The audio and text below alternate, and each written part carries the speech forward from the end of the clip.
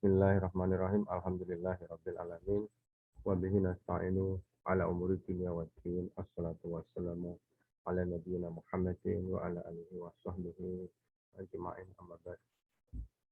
Allahumma inna nas'aluka ilman nafi'ah wa rizqan thayyibah wa amalan mutaqabbalah. Allahumma inna nas'aluka hubbak wa hubba ma yuhibbuk wa hubba amilin yuqarribuna ila hubbik. Mahasiswa sekalian, afwan ya. Kita sekarang ini masuk kepada sistem administrasi sekolah. Kemarin kan kita sudah mendahului ya retro sedikit. Kemarin sudah Ana share untuk materinya. Sekarang antum melihat ya. Nanti kita akan diskusi macam-macam ya, apa itu administrasi sekolah. Karena memang kita tidak lepas dari sistem administrasi. Nanti ketika antum terlibat di dunia pendidikan, kita berhadapan dengan masalah administrasi di lembaga kita, pada yayasan yang kita bekerja padanya. Kemudian nanti yayasan juga berinteraksi dengan dinas pendidikan. Ya, jadi semua tercatat, siapa saja yang menjadi ustadznya itu tercatat. Kemudian nanti hubungan kita dengan dinas ya, nanti antum akan mendapatkan NUPTK kalau nanti masuk ke dunia pendidikan. Kemudian nanti yang menjadi berangkatnya sekolah, awal berangkat sekolah yaitu dokumen kurikulum. Jadi setiap lembaga sekolah ketika awal mengajar, sebelum memulai mengajar, dia akan mengirimkan dokumen kurikulumnya. Jadi apakah yayasan ini menggunakan kurikulum K13 atau menggunakan kurikulum KTSP. Kalau yang sekarang ini ada namanya kurikulum K13 revisi. Ini ya, sekarang coba Ana share ya. Share untuk yang sudah kemarin kita lakukan.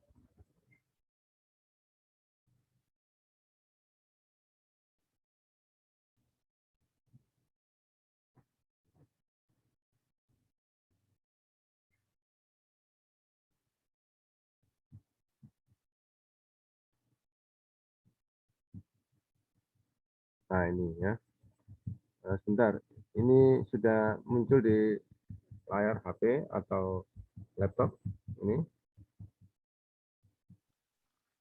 Sudah Ustaz, sudah. Alhamdulillah sudah ya. Ya ini saya matikan aja kamera saya. Ini kita akan perbincangkan ya, akan kita bahas. Yang pertama yaitu di sini adalah silabus. Ya, silabus itu semua pelajaran sudah disediakan oleh pemerintah. Semua pelajaran, PAI, fikih, bahasa Arab, kemudian matematika, IPA semuanya. Ya, jenjang SD sampai jenjang SMA. Kemudian silabus tadi itu mengatur materi pembelajaran tiap semester. Ya, kalau nanti kita di SMA ada 6 semester, SMP 6 semester. Kalau SD nanti ada 12 semester. Ya, di dalam silabus apa aja yang ada ya, selain materi itu juga ada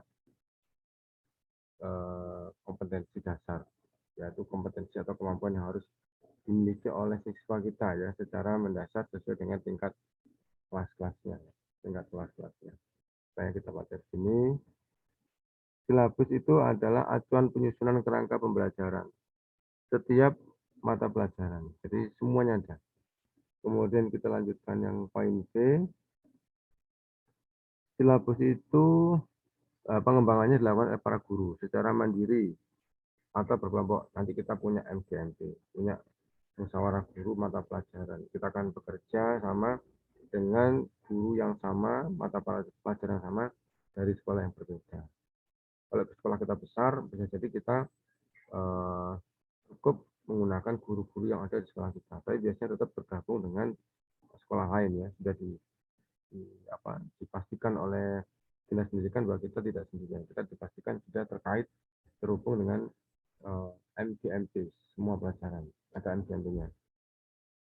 Kalau di Muhammadiyah itu ada MGMP khusus Muhammadiyah, ya, kemudian ada MGMP untuk dia bekerja sama dengan sekolah umum, ya, karena Muhammadiyah kayaknya di dunia pendidikan sudah mendahului ya selama mulai dari SD sampai TK SD sampai perguruan tinggi. Jadi dia punya yang namanya lembaga development, ya, dia juga punya lembaga untuk pengembangan mutu sekolahnya. Jadi sebagai kompetitor dari pemerintah, karena ide-ide dari mereka diadopsi oleh pemerintah. Termasuk sekolah Sabtu libur, kemudian Senin sampai Jumat belajar, kemudian yang Sabtu itu digunakan untuk ekskul, itu juga ide dari sekolah Muhammadiyah, jadi ada oleh pemerintah. Tapi tidak tahu di sekolah lain mungkin menerapkannya berbeda. Ya, kita lanjut ya. Sekolah yang belum mampu mengembangkan silabus secara mandiri bersebaiknya bergabung dengan sekolah lain ya dalam forum MGMP kabupaten atau kota.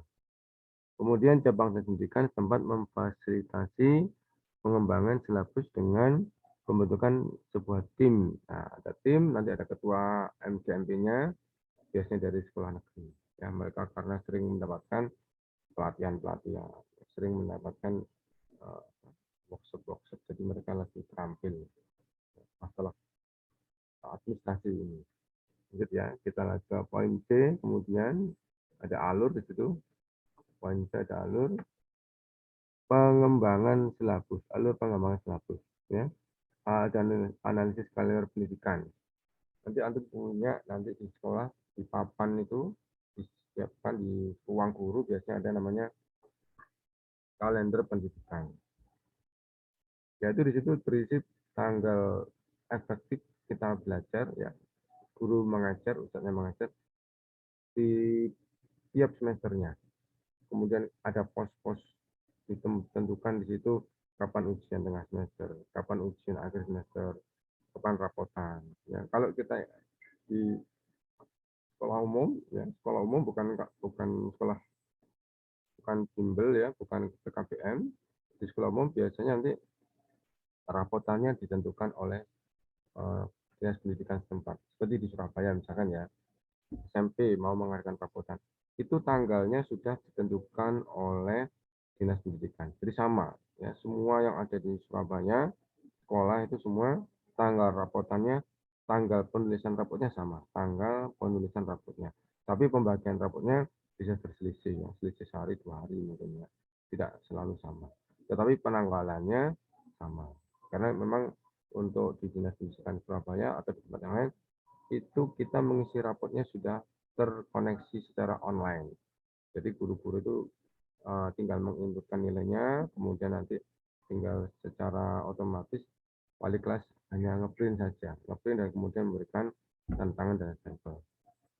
Ya, nah ini di situ semua itu tergambar di kalender pendidikan. Ya, ada nanti mau kegiatan tengah semester, mau apa itu outing kelas ya atau apa apa itu outbound ya pembelajaran di luar kelas lah pokoknya itu juga ada di kalender pendidikan. Dan di dalamnya itu nanti ada istilahnya hari efektif, hari di mana kita harus menyampaikan materi pembelajaran di kalender pendidikan. Jadi nanti di sini nanti kita menghitung berapa jam kita bertemu dengan anak-anak. Ya, misalnya nanti saya sampaikan contoh. Berapa jam dalam sehari ya kita bertemu dengan anak-anak, berapa hari dalam 1 bulan, kemudian dihitung tiap bulannya ternyata ada berapa hari yang tidak efektif liburnya, ya itu tertulis semua. Ada libur tertulis. Jadi nanti di apa itu di kesimpulannya di bawahnya kalender pendidikan itu ada ini apa total dari hari-hari di mana kita libur ya. Nah itu harus diperhitungkan karena pada saat itu otomatis kita tidak ada pembelajaran ya. Pada saat itu maka kita harus menggantinya dengan hari yang lain. Pembelajaran kita ganti dengan hari yang lain. Lanjut ya. Kemudian ada RPE ya, rencana pekan efektif. Nah, kan pekan efektif. Dalam 1 bulan itu ada pekan efektif di mana kita mengajar ya. Ada nggak efektif ya, kita pas kegiatan hari besar nasional, harus libur itu akhirnya masuknya hilang ya, hilang kesempatan kita bertemu dengan bertatap muka dengan siswa kita ya. Ada rencana pekan efektif, ada rencana rencana ini rencana pekan efektif, ini rencana hari efektif ya, ini rencana jam efektif ya. Rencana pekan efektif RPE, kemudian RHE rencana jam efektif, kemudian hari efektif, kemudian yang RCE rencana jam efektif. Kemudian di breakdown lagi, dirinci lagi ya, dari sini dari berapa hari kita ketemu dengan siswa, ada analisis standar kompetensi lulusan, kemudian kompetensi inti dan kompetensi dasar. Ini ada di silabus. Ya. Silabus mengandung, berisi atau memuat ya di dalamnya kontennya standar kompetensi lulusan, kemudian kompetensi inti dan kompetensi dasar. Kompetensi inti itu ada 4 ya, KI 1, 2, 3, 4. KI 1 berkaitan dengan kompetensi mahasiswa kita dikaitkan dengan religi, dengan keagamaan. KI 2 berkaitan dengan karakter, sikap, ya, pengembangan sikap siswa kita. Harus diperhatikan pengembangan sikapnya, jadi tidak hanya ya jenius, ya pandai, tapi dia harus memiliki sikap-sikap yang baik. Kemudian ada KI 3 itu mengasah kognitif, keterampilan berpikir, kecerdasan berpikirnya. KI 4 yaitu kompetensi psikomotor, ya, berkaitan dengan keterampilannya, keahliannya secara fisik. Ada di sini ya, ada di analisis SKL ya. SKL itu nanti mengacu kepada anak itu nanti ketika lulus SD sudah harus bisa apa. Ya. Anak ketika lulus SMP sudah harus bisa apa. Ya, jadi ada standar kompetensi lulusan standar yang harus dimampui, yang harus dimiliki, kemampuan yang dasar yang harus dimiliki oleh anak yang lulus. Seperti apa gitu ya tentunya. Lanjut ya. Kemudian nanti di dalamnya silabus ada IPK, TPA, MP ya. IPK itu indeks prestasi kumulatif, bukan ya? Bukan IPK itu nanti. IPK adalah indikator pencapaian kompetensi ya. IPK adalah indikator pencapaian kompetensi. Nanti hubungannya dengan tujuan. Jadi di dalam KD, dalam kompetensi dasar, ada tujuan pembelajaran, tujuannya itu tercapai, apakah belum, itu ada indikatornya, ada indikasinya, ada ciri-cirinya, ya namanya indikator pencapaian kompetensi. Kemudian ada apa ini TPMP, belum lihat ini ya, adik-adik ya, tidak ada apa nih tes tulis mungkin ya, tes tulis apa saya nggak ngerti nanti kita ikut saja. Kemudian di dalam indikator pencapaian kompetensi tadi ciri-cirinya tercapai itu apa?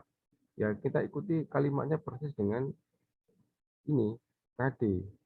KD ada tujuan, kemudian IPK-nya indikator pencapaiannya ya kita persiskan kalimatnya dengan tujuannya. Misalkan KD-nya kompetensi dasarnya adalah misalkan memahami struktur teks dalam bahasa Arab, gitu ya.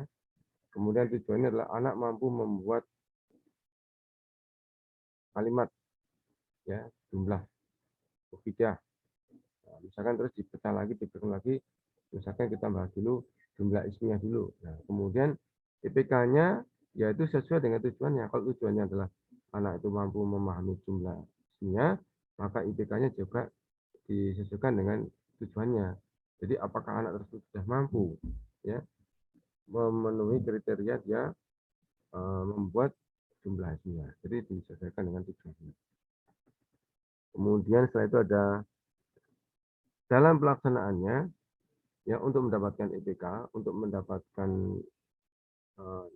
tanda-tanda atau ciri-ciri anak itu berhasil, maka kita mengupayakan adanya metode ya atau model pembelajaran. Dan akhirnya ada penilaian. Ini ada di RPP nanti ya. Nanti yang ini ada di RPP ya. Jadi kayak IPK, kemudian metode, model pembelajaran itu ada di RPP di sini. Dua ini ya. Kalau ini masih di silabus ini ada di. Kalau ini silabus ini silabus ini ya. Ini nih di apa, alur akademik sini ya. Ini silabus, kemudian di breakdown, dirinci, RPP-nya di sini ya, di sini.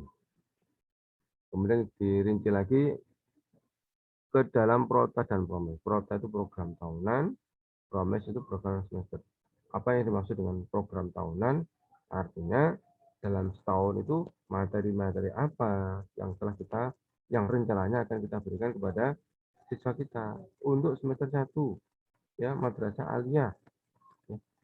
Misalkan pembelajaran bahasa Arab ya, bahasa Arab. Nah itu dalam dalam 1 tahun itu apa yang kita berikan kepada siswa kita gitu ya. Nanti kelas 10 naik kelas 2 maka nanti perutannya beda lagi. Kelas 3 maka perutannya beda lagi. Program tahunan apa yang akan disampaikan di materi pelajaran yang akan disampaikan di waktu 1 tahun. Kemudian dibagi lagi menjadi program semester. Nah, yang program semester itu lebih rinci. Di dalam program semester, program tahunan tadi dibagi menjadi 2, ya, semester genap dan semester ganjil. Semester ganjil genap boleh ya. Di dalam promes itu nanti akan terekam berapa hari-hari yang tadi di depan tadi ya, berapa hari-hari yang kita bisa mengajar, berapa hari-hari yang kita tidak bisa mengajar, nanti kita kurangi ya dengan apa yang tidak bisa mengajar tadi itu menjadi apa, harus diganti dengan pertemuannya atau materi belajarnya di hari yang lain ya. Jadi ini seperti ini memang kelihatannya ribet ya kelihatannya, tapi sambil jalan saja nanti kita sebagai pengajar sambil jalan saja dinikmati saja, insya Allah tidak apa-apa, tidak sulit ya. Ada kekurangan-kekurangan, nah kita punya cara.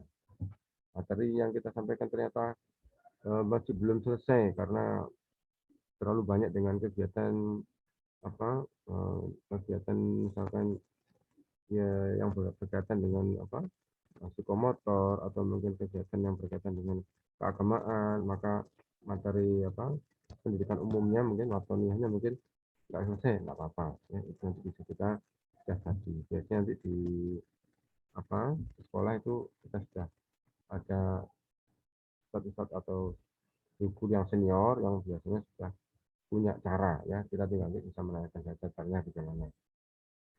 Kemudian ya, nah ini terakhir adalah bagaimana nanti kita akan membuat silabus dan RPP. Ini tugas kita di sini ya, tugas antum di sini ya. Nanti tugasnya diinkludkan kemarin itu adalah pembukaan, inti dan menutup pembelajaran.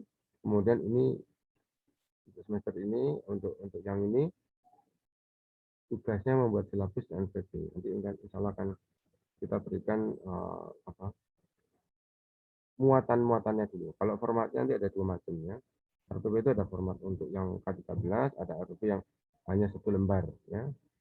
Yang sederhana ya, benar sederhana. Menyiasati kemarin itu ada kita kena bencana ya, seluruh dunia kena bencana virus corona, maka muncul RPP 1 lembar, lebih mudah. Tapi secara umum ya, maksudnya itu muatan-muatan RPP itu harus mengandung apa saja yang akan saya ya. Jadi kalau masalah nanti mau yang pakai K13 yang sekitar 10 lembar atau hanya 1 lembar, nanti tinggal kita pilih saja, enggak masalah ya. Jadi secara global seperti ini ya, alur administrasi kita sebagai seorang guru nanti mengajar di sekolah. Jangan dianggap ini susah ya, ini sudah contohnya banyak ya di internet. Kemudian kalau antum nanti tergabung juga di MPGMP, mereka para guru juga sudah punya. Nanti tinggal mungkin penambahan, penyesuaian, disesuaikan dengan kemampuan sekolah, disesuaikan dengan kemampuan siswa dan kreativitas dari kita ya. Insya Allah antum mengajar penuh dengan kreativitas ya, penuh dengan inovasi. Jadi apa RPP tadi ini atau solusi tadi hanya memberikan patokan saja ya, hanya memberikan langkah-langkah yang konkret, yang nyata, yang standar saja. Dalam prakteknya kita lebih banyak kreasi biasanya. Lanjut ya. Ini ada pengertiannya ya. Rencana pekan efektif, hari efektif, dan jam efektif. Jadi yang TP tadi tujuan pembelajaran, MP yaitu materi pembelajaran. Ada di sini ternyata. Lanjut ya. Nah, ini contohnya ya. Contoh komponen-komponen silabus. Ada identitas. Ya, identitasnya itu SMP, SMA, SD, disertai nama SD-nya. SD, misalkan Baitur Rahmah. Ya, SMP, misalkan SMP apa? Umar bin Khattab atau Luqmanul Hakim misalkan ya. Atau SMP Imam Syafi'i. Ya. Jadi ada identitasnya, nama sekolah, kemudian ada materi pokok. Itu materi pokok tadi kita mengambilnya dari KD, dari kompetensi dasar. Ada materi pokok. Kemudian kelas berapa? Kelas 10, kalau SMA ya, kelas 10, kelas 12, kalau SMP 7, 8, 9. Kemudian tahun pelajarannya disebutkan, ya. Kemudian alokasi waktu itu kalau SD adalah 35 menit untuk 1 jam pelajaran, kalau SMP adalah 40 menit untuk 1 jam pelajaran, kalau SMA adalah 45 menit untuk satu CP-nya ya, satu CP. Ya, satu CP jam pelajaran. Ya. Kemudian lanjut ya, komponen inti. Ini ya tadi dikatakan kita KIK ini. Sesuatu dengan peraturan Direktorat Jenderal ya, peraturan jenderal nomor sekian ya, sesuai ya.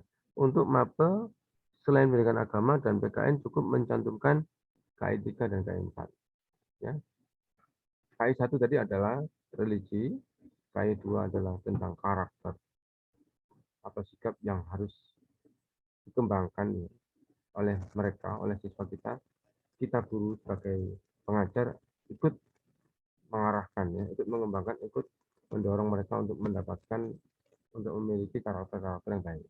Ya. Tapi di dalam RPP-nya KI 1, KI 2 tidak usah ditulis untuk semua pelajaran kecuali PAI dan PKN. Ya. Nanti kalau PAI PKN harus ditulis secara lengkap. Nah, itu kalau mengajar PAI berarti harus ditulis lengkap. Ya, KI 1, KI 2. KI 3 tadi berkaitan dengan kemampuan kognitif, kecerdasan, mengasah kecerdasan, mengembangkan kecerdasan, uji materi-materi pelajaran, ya, pengembangan apa? Pengembangan kemampuan yang harus diserap ya oleh siswa kita. Tapi di sini berkaitan dengan kognitif kecerdasannya. KI 3. Kalau KI 4 berkaitan dengan psikomotorik atau keterampilan fisiknya. Yang paling gampang KI 4 itu misalkan adalah dalam pembelajaran olahraga ya.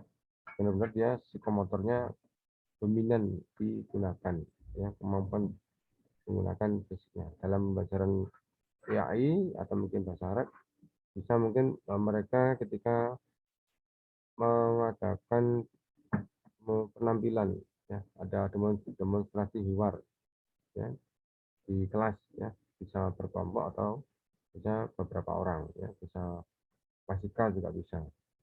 Jadi ada dalam bahasa itu kita tidak bisa hanya menggunakan kognitif ya, dalam bahasa itu kita juga banyak menggunakan psikomotor, di mana siswa kita harus menirukan ya. Itu juga dalam pembelajaran bahasa Inggris, bahasa Arab, kita minta anak-anak itu menirukan, karena kalau tidak menirukan tidak bisa ya, tidak bisa lancar, tidak bisa berbicara. Jadi diulang-ulang berkali-kali ya, agar menjadi suatu kebiasaan, terutama yang berkaitan dengan usul-usul ya, atau mungkin kemampuan mereka mengungkapkan sesuatu ya. Jadi misalkan Ustadz Astadinu Ilhamam ya, Ustadz Astadinu dan Asroba, itu kalau tidak diucapkan kadang mereka kaku ya, kalau sering-sering mengucapkan jadi gampang. Kemudian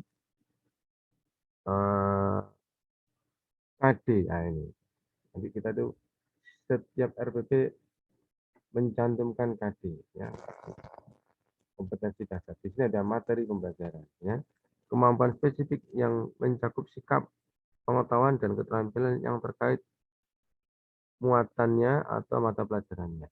Jadi di sini nanti yang sikap ini nanti KI 3, KI 2 ya.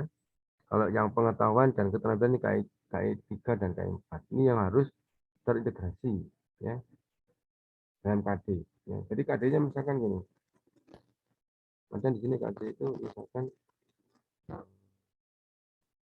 dasarnya anak memahami misim-misim, nah, macam-macam isim. Nah, nanti di situ dalam sini ada ya, ada bagaimana dia untuk membuktikan kemampuan pengetahuannya mengenal isim.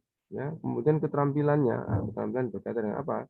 Mungkin ketika dia diminta untuk menyebutkan, ya, diminta untuk menunjukkan atau menulis di papan, itu juga berkaitan dengan tidak hanya apa?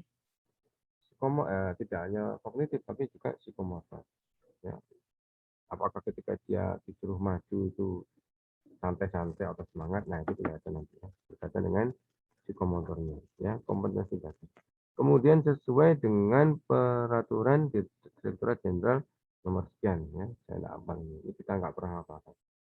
Lanjut, yang keempat adalah IPK, ya. Jadi nanti di sebelah kirinya adalah tujuan pembelajaran, ada KD, setelah KD, kemudian dasar, di sebelah kanannya adalah IPK. Ya, nanti kalau di dalam RPP K13 ada tabelnya. Indikator atau ciri atau tanda, ya, pertanda tercapainya kemampuan dasar anak, ya, indikator pencapaian kompetensi. Yaitu di sini merupakan tahapan kompetensi yang harus dilalui oleh siswa. Ada namanya pengalaman belajar, ya, di dalam silabus ada namanya pengalaman belajar. Itu maksudnya apa? Pengalaman belajar. Bagaimana kita seorang guru atau sebagai ustadz, kita membuat proses belajar mengajar, ya, modifikasi belajar mengajar, modifikasi pembelajaran yang nanti harus dilalui oleh siswa kita. Ya, kita memodifikasi, mau pembelajaran kelompok, kemarin banyak macam-macamnya kan, atau mau pembelajaran direct instruction, pembelajaran langsung, nah itu terserah kita. Nanti kita sesuai dengan kecocokan dengan materinya, gitu ya. Nah ini nanti di sini ada anak-anak harus melalui proses yang sudah didesain, yang sudah direncanakan oleh antum ya sebagai ustadznya untuk mencapai KD, untuk mencapai tujuan mereka yaitu mencapai kompetensi dasar. Ya, jadi ditujukan dengan KKO-KD. Oh ya, KKO itu kata kerja operasional ya. Kata kerja operasional dari KD. Kata kerja operasional biasanya kata kerja aktif, siswa mampu memperagakan. Nah, itu kan KO, kata kerja operasional, memperagakan, siswa mampu menyebutkan, siswa mampu membedakan, kata kerja operasional. Dan di KD. Jadi berkaitan dengan semua adalah kata kerja aktif. Lanjut ya. Kemudian setiap satu KD minimal diturunkan menjadi 3 indikator pencapaian kompetensi. Ya. Contoh satu KD, tadi contoh KD ya. KD tadi itu anak mengenal macam-macam isim. KD pertama. Ya. Kemudian IPK-nya apa? Apa indikatornya anak mampu mengenal isim? 1, ya. Anak mampu membedakan antara isim dan fiil, itu misalkan. 2, anak mampu menyebutkan beberapa macam isim. Nah, itu kan. 3, ya. Misalkan apa? Anak mampu membuat atau membentuk apa ya kalau di pasar gitu ya, membentuk beberapa macam isim ya dari satu apa kalau kalau misalkan kata kerja itu kan kata apa ya, kata apa jadi isimnya kan katban ya, katibun, maktubun gitu kan, maktaban. Nah, itu apa itu? Itu anak diminta dia mampu ya membuat bentukan-bentukan kata ya. Tapi kalau bisa indikator pencapaian kompetensinya harus menurut urutan dari yang mudah, sedang, dan sulit ya. Jangan sulit dulu. Jadi yang paling mudah dulu harus dia capai ya. kemudian yang sedang dan yang sulit. Pernah saya sampaikan kemarin di tempat saya ada 2 metode untuk menghafal 30, ya, ada yang dari Anas, ada yang dari Anaba. Yang dari Anas itu beranggapan mudah, ya, anak senang dengan yang mudah, kemudian anak ketika muda itu anak merasa berhasil. Kalau yang dari Anaba itu ternyata juga tidak sulit, ya, ternyata beberapa dari titik-titik itu memulainya dari Anaba, dan ternyata juga berhasil, ya, tingkat keberhasilannya juga sama, ya. Jadi tapi untuk di ini, ya, di metode pengajaran ini kita punya standar yang namanya taksonomi Bloom. Taksonomi Bloom itu artinya urutan-urutan kognitif, ya. Urutan-urutan kognitif itu urutan-urutan tingkat kesulitan yang di dalam dunia pendidikan dikatakan sebagai taksonomi Bloom itu dari C1 sampai C6, ya. C1, C2, C3, C4, C5, C6 itu dari mudah, sedang sampai sulitnya itu menjadi patokan, ya, menjadi patokan kita ketika membuat soal, ya, ketika mengajar, termasuk mungkin di sini juga ketika kita membuat IPK, indeks pencapaian kompetensi, gitu ya. Jadi adalah di sini nanti antum minimal membuat 3 IPK, ya, 3 boleh, 2 boleh, tapi kalau dalam kenyataannya 2 sudah cukup, ya, jangan 1, ya, 2 atau 3, ya. Kemudian dengan rincian 2 IPK sebagai tahapan dan 1 IPK sebagai target. Oh, gitu, ya. Jadi 2 IPK itu sebagai langkah-langkahnya, prosesnya, kemudian 1 IPK target sebagai hasilnya, gitu, ya. Nah, kalau hanya 2 IPK berarti 1 sebagai proses, 1 sebagai hasil, kita nggak apa-apa, ya. Kemudian struktur kalimat IPK harus diawali dengan kata kerja operatif tadi. Anak mampu memahami, anak mampu menganalisa, anak mampu membedakan, anak mampu menyebutkan, ya. Siswa mampu menuliskan, gitu, ya. Siswa mampu apa namanya, menggolongkan, nah, itu nanti bisa macam-macam kata-kata operatif, ya, di dalam IPK. Anak mampu menggolongkan mana yang termasuk isim, mana yang bukan isim, kemudian ada ciri-cirinya, nah, itu nanti di kata-kata operatif, ya. Kalau ciri-ciri berarti apa itu? Identifikasi, ya, membuat identifikasi. Kemudian struktur, bentar, ini kemudian 1 PK hanya untuk 1 kompetensi. Contoh, menjelaskan persamaan kuadrat kalau matematika, ya. 1 IPK harus hanya 1 keahlian, 1 kemampuan. Nggak boleh 1 IPK terdiri dari 2 atau 3 kemampuan harus dirangkum sekaligus, nggak boleh, ya. Ini 1 IPK hanya mengandung 1 kompetensi atau 1 kemampuan, ya. Di sini tentunya matematika mampu menjelaskan. Nah, kalau di antum berarti kalau di bahasa Arab mampu menjelaskan ciri-ciri isim. Nah, misalkan mampu menjelaskan ciri-ciri fiil. Nah, gitu kan. Mampu menjelaskan ciri-ciri mubtada. Nah, nanti di apa? Hanya dalam 1 kompetensi saja, gitu, ya. Lanjut. Kemudian materi pelajaran. Ya, tadi KD itu kompetensi dasar. Cara kita memoles agar anak itu punya kemampuan dasar itu nanti biasanya dibuatkan materi pembelajaran. Ya, materi pembelajarannya biasanya dibuatkan semenarik mungkin. Jadi antum nanti kalau banyak pengajar membuat buku ajar, buatlah buku ajar yang materinya itu semenarik mungkin. Ya, kontennya bisa berupa cerita, ya. Misalnya kalau kita sedang pembelajaran bahasa Arab, ya, qiraah, ya, buat semenarik mungkin, ya, kontennya misalkan tentang sirah, ya, sirah-sirah sahabat yang bagus-bagus yang banyak memberikan inspirasi. Jadi anak itu tidak hanya dia paham bahasa, tapi dia juga mendapatkan hikmah dari bacaan. Jadi kalau bisa materi pelajaran nanti semenarik mungkin, ya, nanti di dalam materi pelajaran tadi terkandung KD-KD yang diamanahkan oleh silabus. Ya. Jadi dalam materi pembelajaran terkandung dalamnya ada KD-KD yang diamanahkan oleh silabus. Di sini disesuaikan dengan IPK yang diturunkan dari KD. Ya.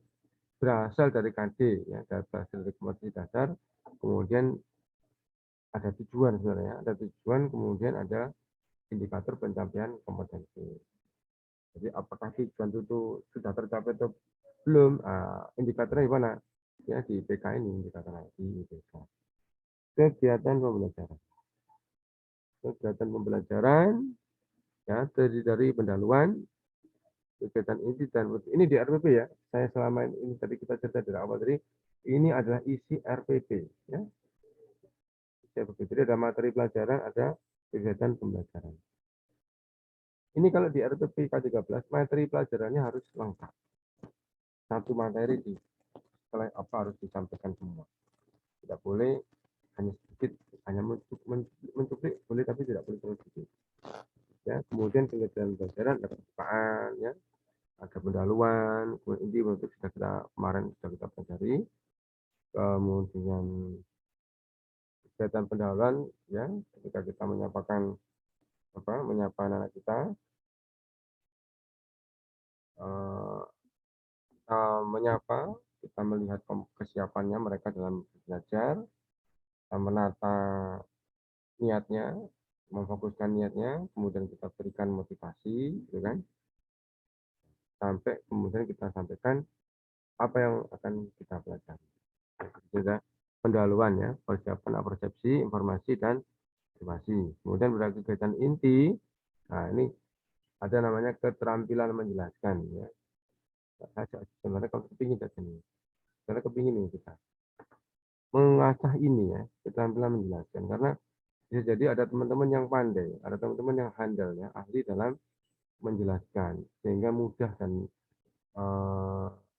diterima oleh anak-anak siswa kita. Jadi berisi langkah-langkah pembelajaran yang mengacu pada sintaks. Sintaks itu langkah-langkah.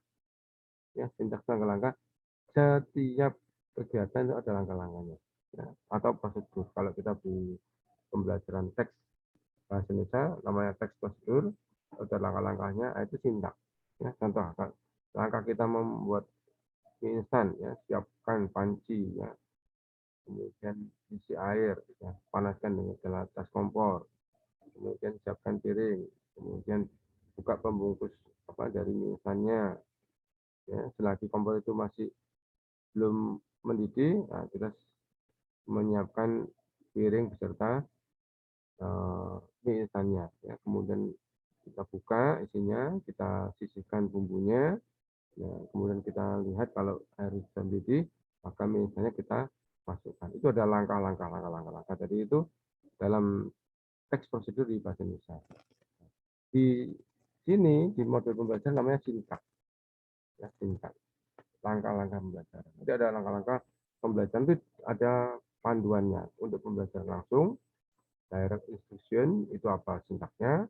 Untuk pembelajaran kelompok itu ada juga khusus sintaksnya. Dan baku, ya, baku itu artinya tidak tidak maksudnya tuh fokus gitu loh. Artinya dia mudah untuk dibakukan, mudah dipahami, mudah untuk dipahami ya. Jadi tidak terlalu bias. Baku itu artinya dia tidak terlalu bias. Penafsirannya tidak banyak. Entah gitu ya. Jadi enak dipahami enak. Gitu ya. Sintaks dari model pembelajaran yang digunakan. Ya, sintaks belajar langsung beda dengan sintaks pembelajaran kelompok ya. Ada sintaksnya. Nanti insya Allah nanti saya sampaikan. Nanti diminta ya, diingatkan ya. Kan saya berikan contoh sintaksnya. Kemudian kegiatan penutup, nah, seperti kemarin ya ada merefleksi, menanyakan kembali. Refleksi itu ingin kita menanyakan kalau dalam bahasa IPA refleksi itu pantulan, ya. Kalau dalam bahasa IPA dalam bahasa pembelajaran itu bertanya, kemudian apakah responnya siswa tadi itu sudah benar, ya. Kalau belum benar berapa persen apa tidak benarnya, berapa persen benarnya. Nah, itu namanya refleksi. Ya. Ada kita tes kembali, kita tanya kembali untuk mengetahui sejauh mana kemampuan mereka. Ya. Resume, ya, kesimpulan dan penugasan. Penugasan tujuannya untuk apa ini? Coba ada yang bisa menjawab. Apa tujuan penugasan? Mahasiswa mungkin ada yang bisa menjawab. Di akhir pembelajaran kita kadang memberikan PR, ya, atau tugas baca, ya, atau mungkin ada penugasan yang berkaitan dengan proyek dan sebagainya. Apa kira-kira tujuan penugasan ini? Mungkin ada yang bisa menjawab. Ya, halo. Untuk murojaah, Ustaz. Murojaah, ya. Murojaah itu berarti perlunya apa murojaah itu? Betul murojaah. Untuk apa perlunya?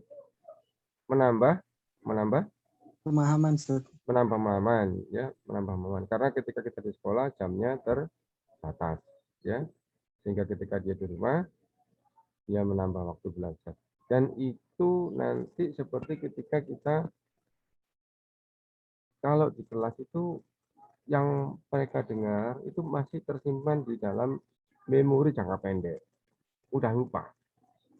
Nah, dengan diberi penugasan, antum tadi katakan murojaah tadi, itu adalah proses memasukkan pemahaman mereka kepada memori jangka panjang.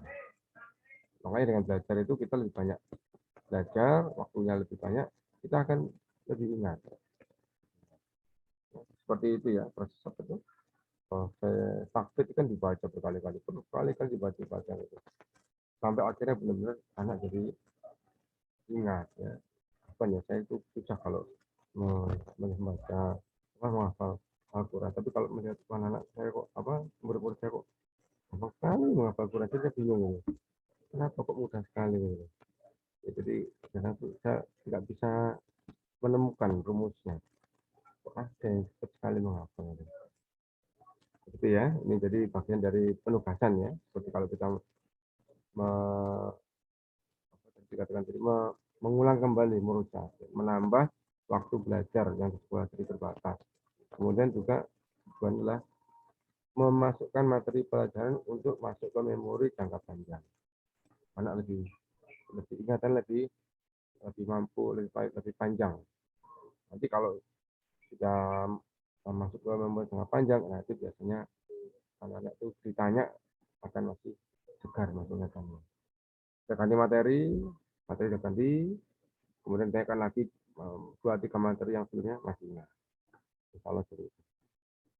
Tapi kalau tidak ada murojaah ya, tidak ada penugasan, kadang lupa. Barusan kemarin disampaikan, sekarang sudah lupa. Perasaannya mereka masih ingat. Ketika ditanya tidak bisa ternyata. Ya, jadi itu tugas kita adalah tadi itu ya, mendesain ya. Tugas kita tadi mendesain pembelajaran, memola agar anak-anak mengikuti pola yang telah kita rencanakan. Tujuannya, goalnya adalah siswa kita meningkat kemampuan berpikirnya, meningkat ilmunya. Penilaian ya, ini adalah pekerjaan yang paling sulit ya bagi seorang guru, seorang ustadz, seorang pengajar. Ini pekerjaan paling nggak enaknya menilai ya. Yaitu di sini teknik penilaian yang dilakukan untuk mengukur ketercapaian tujuan pembelajaran. Ya. Jadi untuk mengukur seberapa jauh telah tercapai materi yang disampaikan oleh ustadznya. Sudah paham berapa persen? 100% atau 70% ya, atau 30% macam-macam ya. Kemudian misalnya tesnya tes tulis, tes ganda, uraian dan lain-lain. Kalau yang namanya tes ada namanya pilihan ganda. Itu kalau katakan ini sebagai tes tertutup ya.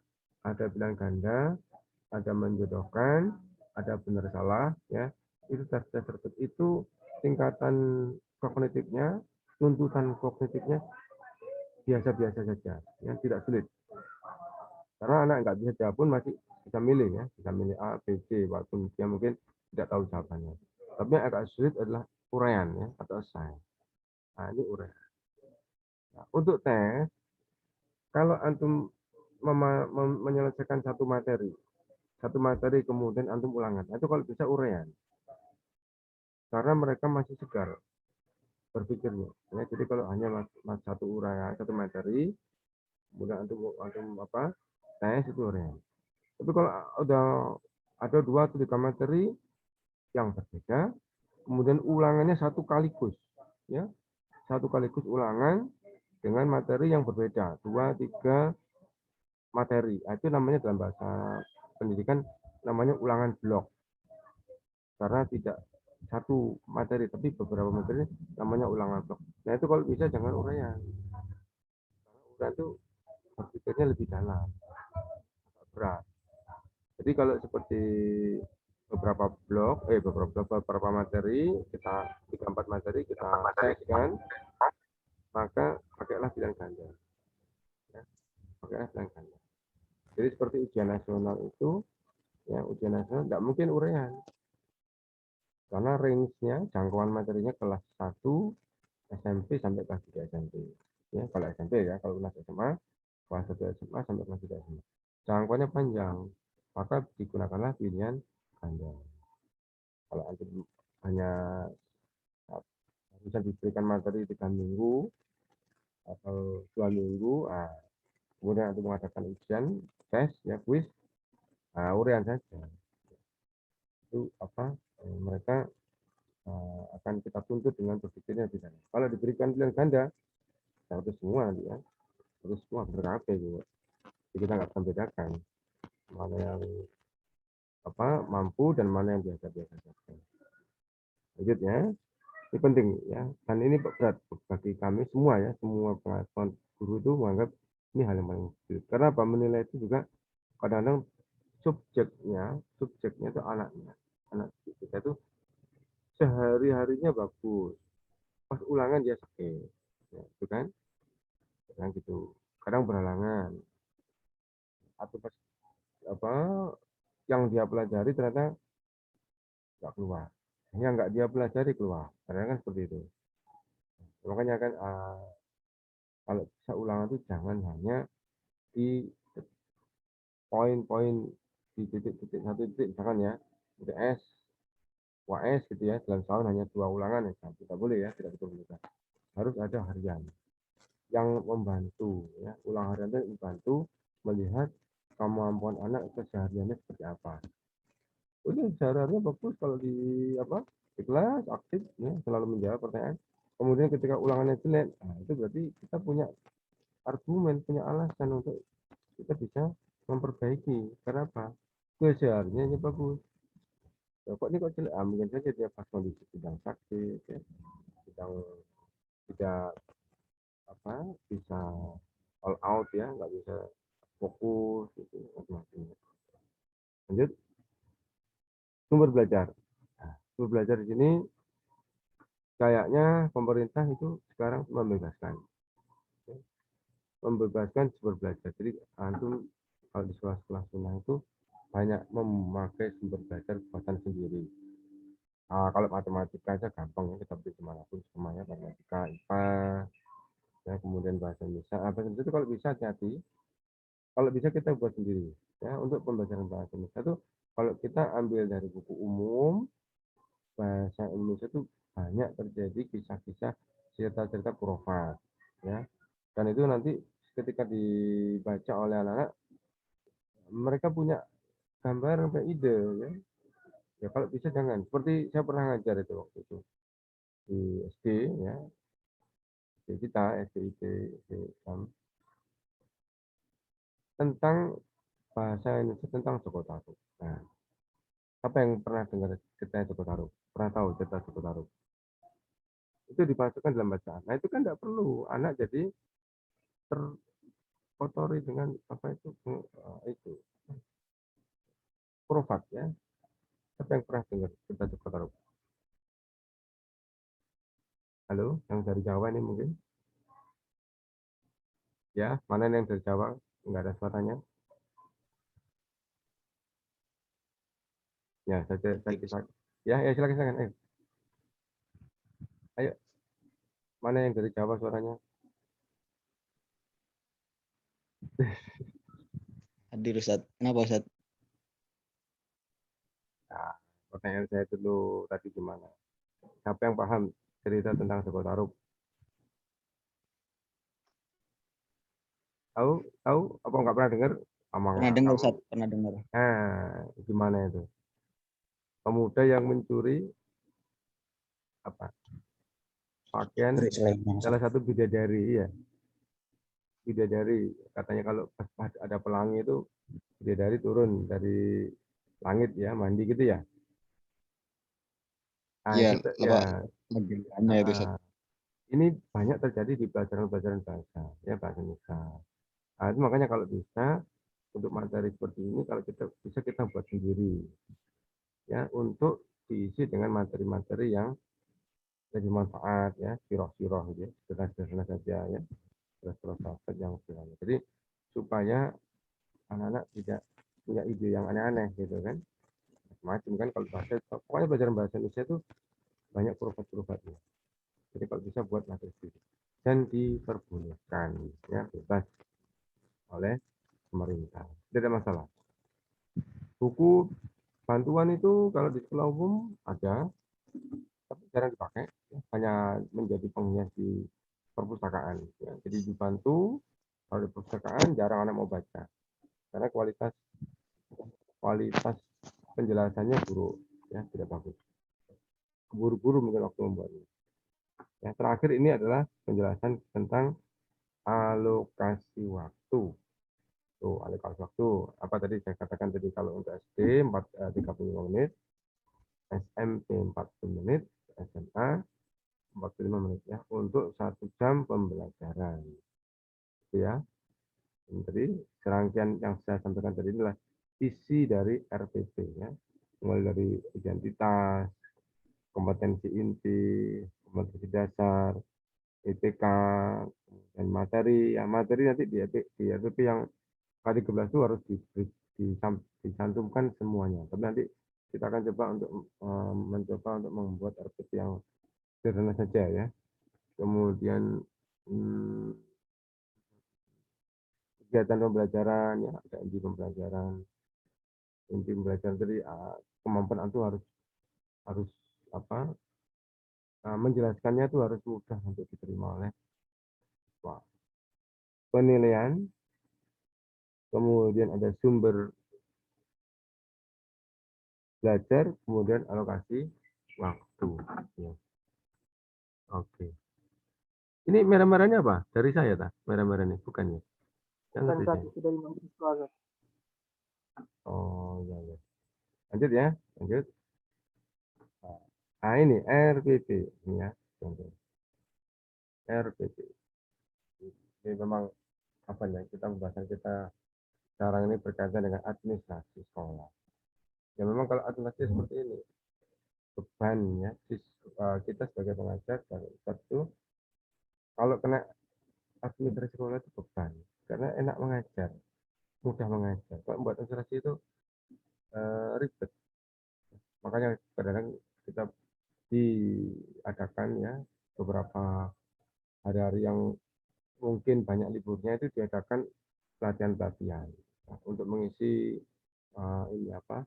Bagaimana mengisi materi pembelajaran, materi administrasi guru dalam pembelajaran. Karena memang susah ya, administrasi itu susah. Dan memang bagian-bagian administrasi itu kalau bisa anak-anak yang tekun. Kalau di sekolah umum biasanya akhwat, ya. Akhwat itu lebih tahan, lebih teliti. Yang di bagian apa umum, sekolah umum, ya, karena dia lebih tahan untuk bekerja secara apa teliti, ya, monoton tahan. Ya, lanjut ya, pengertian RPP. Ya, ini tolong ditanyakan kalau ada yang nggak paham, ya, tolong tanyakan karena memang saya harus menyampaikan. Lanjut ya, pengertian RPP adalah rencana kegiatan pembelajaran tatap muka, ya, ketika kita berinteraksi offline, ya, offline bukan online, ya, offline, ya, untuk satu pertemuan atau lebih, boleh satu kali pertemuan. Jadi satu RPP itu boleh berlaku untuk satu kali pertemuan atau juga boleh berlaku untuk beberapa kali pertemuan. Ya. Tapi dengan materi yang sama, tidak boleh berubah materi. Jadi kalau RPP-nya untuk 3 kali pertemuan, ya boleh, tapi dengan materi yang sama. Bentar, ini kok ada ini, apa ini? The host is not allowing, enggak mengizinkan, apa maksudnya ini? Bentar, ada yang masuk ya? Oh, enggak ada yang masuk ini. Kenapa ini ada kayak gini? Tidak mengizinkan partisipan ya untuk unmute. Oh, untuk unmute. Ini tak ngerti nih apa ini. Oke, lanjut ya.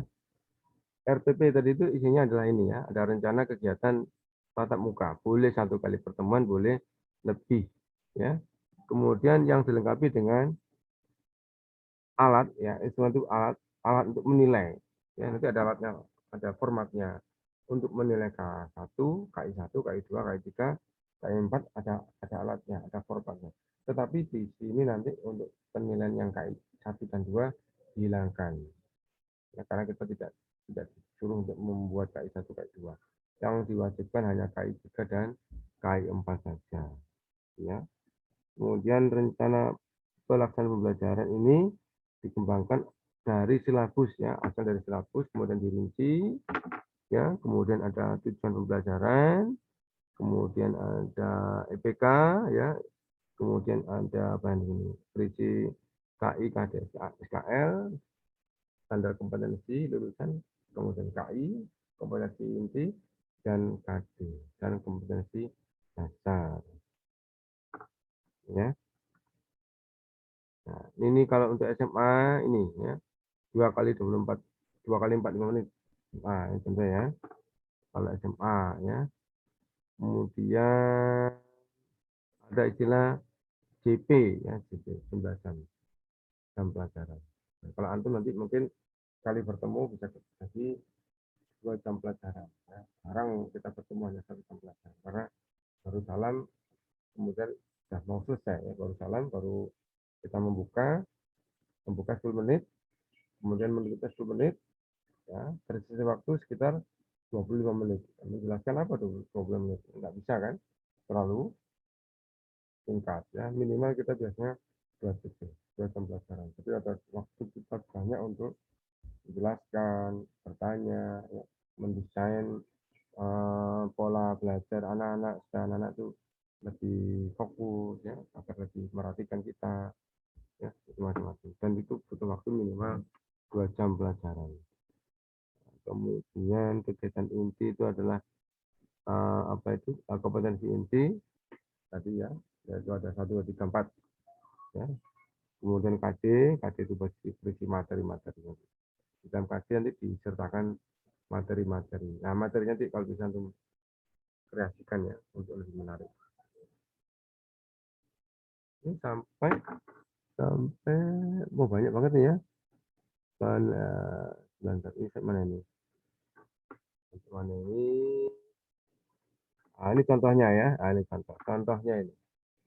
Contoh dari format RPP ini dulu, di depannya, di atasnya, di tengah ya, itu ada RPP gitu ya. Ada tulisan RPP. Kemudian ini namanya identitas sekolah. Misalkan SMK ya. Kemudian kelasnya disebutkan, semesternya disebutkan, kelas 10 semester ganjil genap. Mapelnya apa ya? Otomotif misalkan gitu ya. Kemudian materi pokoknya apa ya? Rangkaian listrik sederhana. Alokasi waktunya ini. Jadi insya Allah akan saya share untuk yang besar. Misalnya banyak ya, ada. Misalnya saja. Kemudian KI, ini KI 3 dan KI 4. Jadi KI 1, KI 2 nggak usah disebutkan. KI 3 dan KI 4. Kemudian ini nanti di sini ada IPK-nya di sini ya. Untuk KI 3, IPK-nya 3, ini 3. KI 4, IPK-nya 3. Ya, jadi setiap KD indikatornya 3. Contohnya memahami rangkaian kelistrikan. Indikatornya apa? mampu mengidentifikasi, menjelaskan, ya, merancang, membuat, menguji. Ini apa namanya kata kerja operatif KKU, ya, kata kerja operasional. Ya, ya silakan nanti disesuaikan dengan dasar-dasar tadi di depan tadi, disesuaikan dengan panduan-panduannya. Ini ada tujuannya. Ya. Biasanya itu tujuan dulu, baru indikatornya. Ya, biasanya tujuan pembelajaran dulu, baru kemudian indikatornya. Indikator pencapaian dan tujuan dengan indikator itu kalimatnya sama biasanya. Misalkan ini mengidentifikasi, ya ini juga mengidentifikasi, ya. Ini menjelaskan, ini juga menjelaskan. Jadi sama. Ini ada 6, ini juga ada 6. Itu ya, sama. Jadi kita hanya mengulang saja.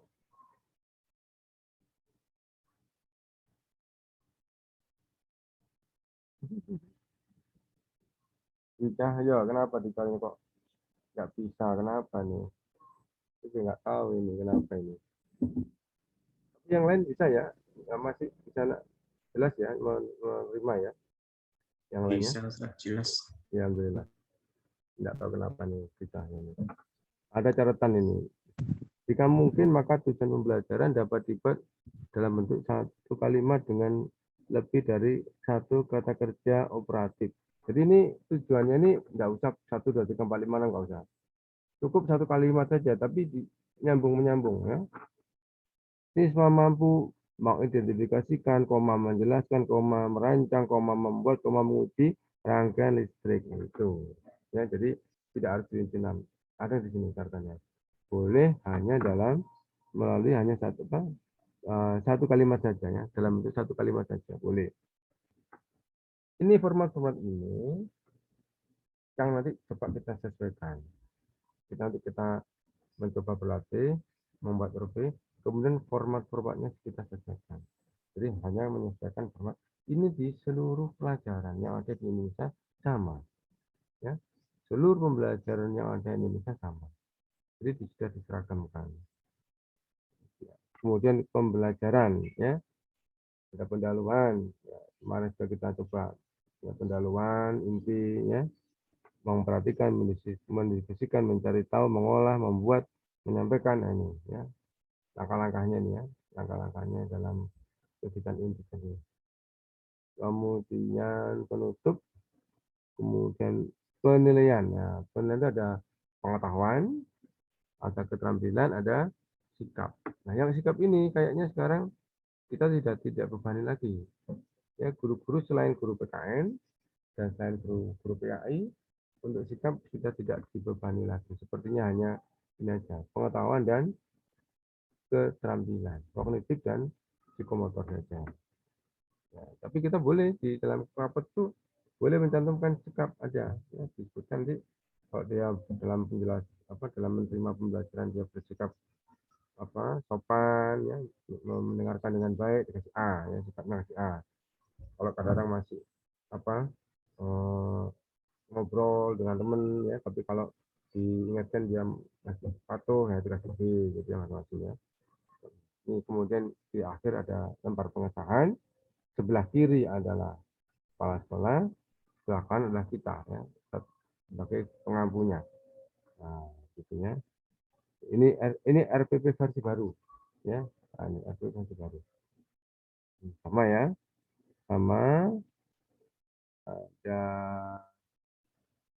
tujuan pembelajaran, kegiatan pembelajaran, kemudian ini yang hanya satu lembar ini, ya, ada versi baru. Jadi ada kompetensi dasar, tujuan pembelajaran, kegiatan pembelajaran, penilaian gitu aja.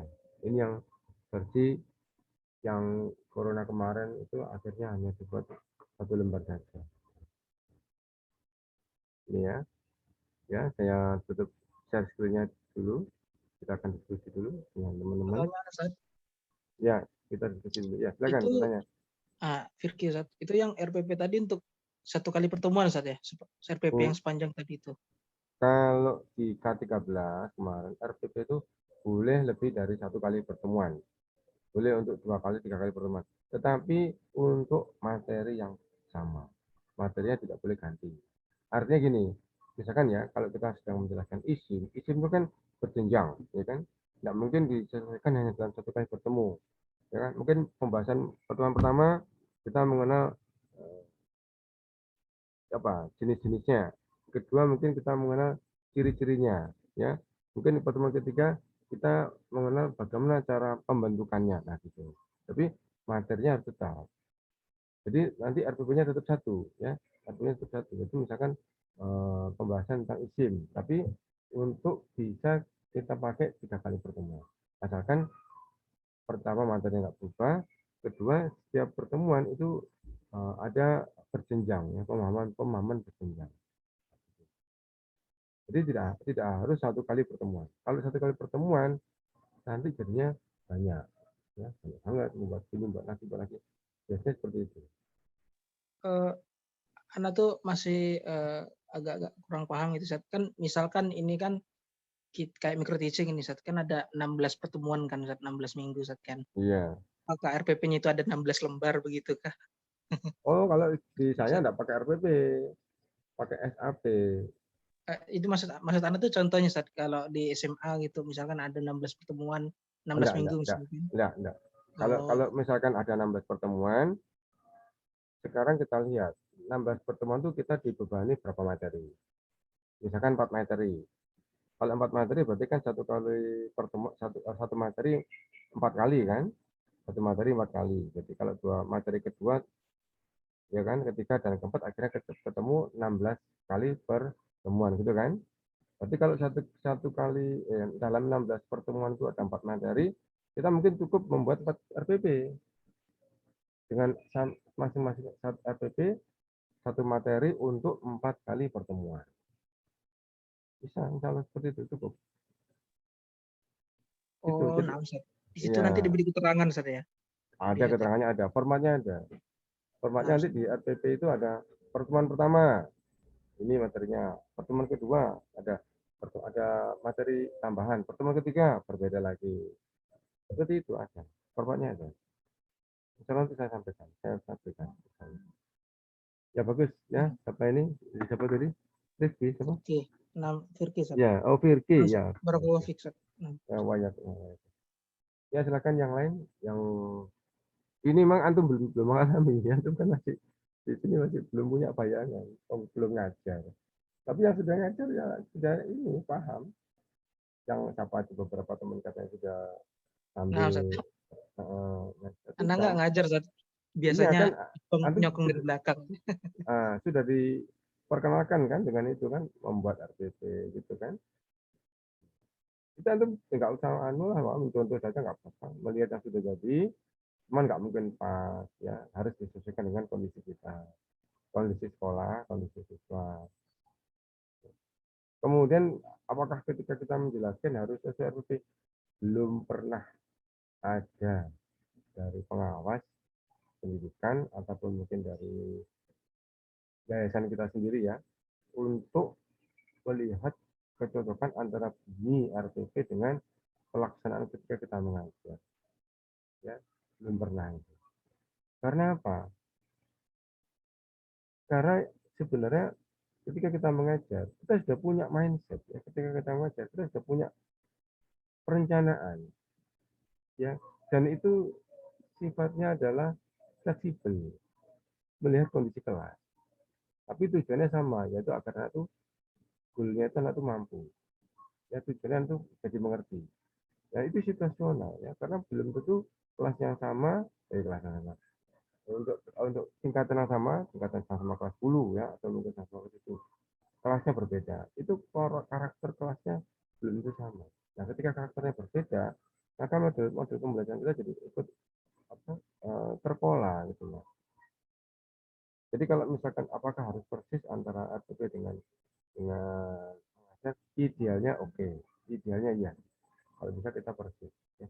Tapi selalulah namanya pembelajaran kan mesti ada tambahan-tambahannya. Selalu ada pengembangannya ya. Kita mungkin bisa menjelaskan di kelas ini tidak terlalu banyak anaknya karena pandai-pandai. Di kelas yang ini kita jelaskan panjang lebar karena anaknya mungkin low ya, tidak begitu pandai. Itu akhirnya ya ada selisih ya. antara RPP dengan kenyataannya. Jadi intinya itu kita sekedar menyiapkan, melaporkan. Ya. Inilah perencanaan yang sudah kita buat. Gitu. Inilah perencanaan yang sudah kita buat untuk nanti apa itu dilaporkan ke sekolah dan setelah melaporkan ke dinas. Ya kita aja, tidak ada masalah. Yang sering terjadi itu adalah permasalahannya adalah ini. Ketika ada akreditasi, ya, nanti kalau di sekolah ada akreditasi, nah itu biasanya pengawas itu nanti akan melihat RPP-nya itu tiap tahun itu apakah sama gitu ya. Nah, padahal nggak boleh sama ya, setiap tahun nanti harus buat dan dirubah tahun pembuatannya. Jadi ada dokumentasinya. Jadi tahun 2000 ada beda dengan tahun 2001, beda 2002, sudah bedakan tahunnya. Kemudian kontennya, isinya sebisa mungkin tidak sama ya. Sebisa mungkin kontennya ditambahi. Apa artinya ada penambahan-penambahan? Itu artinya bahwa kita selalu mengadakan evaluasi. Oh kemarin saya beri perencanaan begini, anak saya kurang mampu. Oh saya beginikan. Itu idealnya seperti itu. Ya. Tapi kalau sekolah yang apa itu tidak terlalu ribet ya dengan urusan admin ya sudah nggak usah ya, biasa-biasa saja. Ya. Karena untuk urusan-urusan analisa ya, urusan-urusan analisa penelitian itu membutuhkan energi yang besar ya, dan harus melibatkan banyak pihak. Kalau hanya kita sendiri kayaknya nggak bisa. Jadi nanti mungkin bermasalah ketika di akreditasi. Dalam keseharian itu sudah urusannya masing-masing. Ya saya juga biasanya tidak terlalu peduli ya, tidak ada masalah ya. Yang penting proses belajar mengajarnya berjalan lancar, ya dapat diakomodir kebutuhan dari siswanya, ya ingin belajar ini, ingin mampu bisa ini itu siswanya bisa tersampaikan itu aja penting itu. Dan kalau bisa punya perencanaan ya, tetap namanya kita sebagai pengajar itu, tidak mungkin kita hanya puas ya, nah yang cukup dengan yang sudah. Kita mesti keinginannya lebih, ya ada kelebihan, ada kemampuan lebih dari siswa kita. Nah itu kita rencanakan. Kemarin bisa ini, maka besok harus bisa ini, selalu meningkat sampai akhirnya optimal ya, akhirnya maksimum. Artinya kompetensi anak itu maksimum. Jadi anak itu akhirnya bisa memanfaatkan kompetensinya secara maksimum. Jadi kalau misalkan dia punya potensi 10, ya 10-10-nya itu tercapai. Jadi tidak dia hanya bisa mencapai 7 atau 8 ya. Padahal dia kemampuannya 10. Nah, itu salah satu resiko.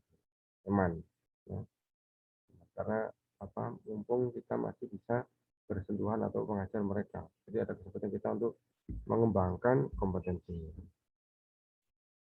Jadi ya, mahasiswa ya. Ada yang mau bertanya? Silakan. Mungkin mau sholat, silakan kayaknya di tempat lain mau sholat. Silakan bertanya untuk hal yang lain. Tidak apa-apa. Ya, silakan. Broto ya? Ya, silakan sebelumnya.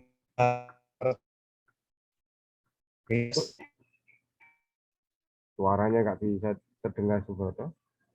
Menggaung. Suaranya menggema Subroto. Untuk setiap mata pelajaran atau pertemuan itu kompetensi dasarnya berbeda, saudara. Oh, sebentar. Betul. Setiap ganti RPP KD-nya berbeda, betul. KD-nya berbeda, betul. Benar. Tapi kalau satu RPP KD-nya kayaknya nggak berbeda. Satu RPP ada 2 kali pertemuan, 3 kali pertemuan, kayaknya KD-nya nggak berbeda. Tapi kalau ganti RPP, ya tergantung sih ya. Pokoknya satu KD itu satu RPP satu KD pokoknya. Ya. Satu RPP satu KD. Masalah nanti dia itu satu RPP digunakan untuk 2 kali pertemuan, 3 kali pertemuan itu lain lagi ya. Tapi yang jelas antum tadi katakan tadi Benar ya, 1 RPP, 1 KD, betul. Ya, silakan. Yang lain. Syukran. Ya, waalaikumsalam. Nanti Anda minta ditolong di ini ya, share screen ya. Apa nih ya, Isa ini ngapain kok? Apa ya? Ya, silakan nanti yang mau bertanya lainnya sebelum kita tambahkan. Ini ada 2 sebenarnya mau saya tambahkan, tapi kayaknya waktunya dulu. Yaitu tentang RPP-nya. Ya, RPP-nya sudah tadi kayaknya sudah cukup mungkin ya. Nanti tolong ditanyakan taksonomi belum sama RPP bahasa Arab. Ya, antum tolong ya. Nanti tanyakan di grup ya, biar nanti saya kirim. Yaitu RPP untuk bahasa Arab dan untuk taksonomi belum. Ya gitu ya Mas ya. Ada yang bertanya lagi apa? Cukup ini pilihannya? Silakan, santai-santai aja Mas. Ada mungkin tentang apa-apa dikaitkan dengan nanti kalau saya mengajar begini-begini, silakan. Intinya itu nanti kita banyak sebagai ini apa? Sebagai pembentuk generasi muda ya, pengelola apa namanya itu apa ya, pokoknya kita nih banyak-banyaklah kita berperan untuk mengelola anak-anak muda ya, anak-anak yang masih banyak kesempatan, banyak waktu luang yang kosong yang bisa kita manfaatkan ya, kita isi dengan hal-hal yang positif. Jadi kalau mengajar silahkan ya, banyak sekarang yayasan-yayasan yang baru ya, dari yayasan-yayasan sunnah itu ya, dan mereka kebanyakan diterima ya, animo masyarakat itu ya, tanggapan masyarakat itu biasanya bagus-bagus ya. Nah itu kesempatan buat kita ya, buat kita bisa apa, berkiprah di situ, kita bisa banyak berperan ya untuk memperbaiki kondisi generasi muda kita, insya Allah. Cukup ya mahasiswa ya. Afan, kalau ada salam kata dari saya, semoga nanti ke depan kuliahnya juga lancar ya, tidak ada masalah. Kemudian setiap ada pertanyaan boleh disampaikan apapun ya, melalui WA boleh. Misalnya kita bahas. Sebelum kita akhiri, kita tutup dengan kafaratul majelis. Subhanakallahumma wa bihamdika asyhadu an la ilaha illa anta astaghfiruka wa atubu ilaik. Assalamualaikum warahmatullahi wabarakatuh. Jazakallah khair. Waalaikumsalam warahmatullahi wabarakatuh. Barakallahu fiik. Wa yakum.